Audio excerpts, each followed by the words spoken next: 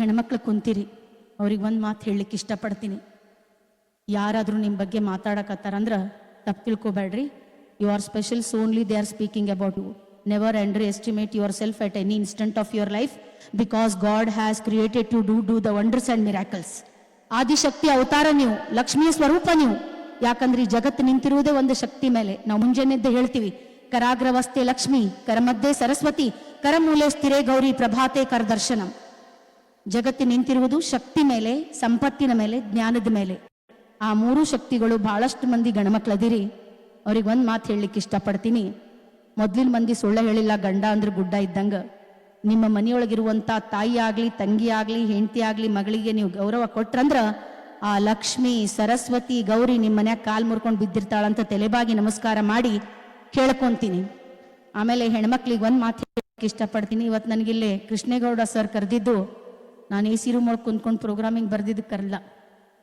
ನಾನು ಬೆಳಗ ಮುಂಜಾನೆ 5:15 ಎದ್ದು 20 ರಿಂದ 25 ಆಕಳದ ಹೆಂಡಿ ಕಸ ಬಳಿತೀನಿ. 45 ರಿಂದ 50 ಕುರಿಗಳನ್ನು ಮೇಯಿಸ್ಕೊಂಡು ಬರ್ತೀನಿ. 200 ರಿಂದ 300 ಕೋಳಿಗಳಿಗೆ ಕಾಳು ಹಾಕ್ತೀನಿ. ನನ್ನ ಮೆಂಟಾಲಿಟಿಯನ್ನು ಲೇಬರ್ ಮೆಂಟಾಲಿಟಿಗೆ ಸೆಟ್ ಮಾಡಿ ಅವ್ರ ಜೊತೆ ಕುಂತು ಕೆಲಸ ಮಾಡಿ ನನ್ನ ಬಣ್ಣವನ್ನು ಭೂಮಿ ತಾಯಿ ಕೊಟ್ಟು, ಭೂಮಿ ತಾಯಿ ಬಣ್ಣ ನಾನು ತಗೊಂಡಾಗಿ ನನಗೆ ಈ ಸನ್ಮಾನ ಸಿಕ್ಕಿದ್ದು. ಅದಕ್ಕೆ ಯಾವುದೇ ಕೆಲಸ ಸಣ್ಣದಿರುವುದಿಲ್ಲ, ಯಾವುದೇ ಕೆಲಸ ದೊಡ್ಡದಿರುವುದಿಲ್ಲ. ಯಾ ಕೆಲಸ ನಿಮಗೆ ಮಂದಿ ಕಡೆ ಬೇಡುವಂಗೆ ಮಾಡ್ತದಲ್ಲ, ಅದು ಸಣ್ಣ ಕೆಲಸ.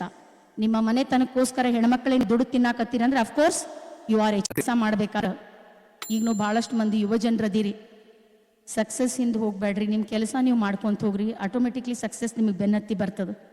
ಇಂಥ ಜರ್ನಿ ಒಳಗೆ ನಾನು 5 ರಾಷ್ಟ್ರ ಪ್ರಶಸ್ತಿ ತಗೊಂಡೆ, ಒಂದು 50 ರಿಂದ 60 ರಾಜ್ಯ ಪ್ರಶಸ್ತಿಗಳನ್ನು ತಗೊಂಡೆ. ಮಠ ಮಾನ್ಯತೆಗಳ ಬಹಳಷ್ಟು ಪ್ರಶಸ್ತಿಗಳನ್ನು ಕೊಟ್ಟರು. ಆಮೇಲೆ ಮೊನ್ನೆ ಒಂದು ಗೌರವ ಡಾಕ್ಟರೇಟ್ ಸಿಕ್ತು. ಅದು ಯಾವುದಾದ್ರೂ ಥೀಸಿಸ್ ಬರ್ದಿನಂತ ಕೊಟ್ಟಿಲ್ಲ, ಆಕಳ ಸೆಗಣಿ ಕಸ ಬಳಿದಿದ್ದು, ಕುರಿ ಮೇಯಿಸ್ಕೊಂಡು ಬಂದಿದ್ದು ಕೊಟ್ಟಾರ.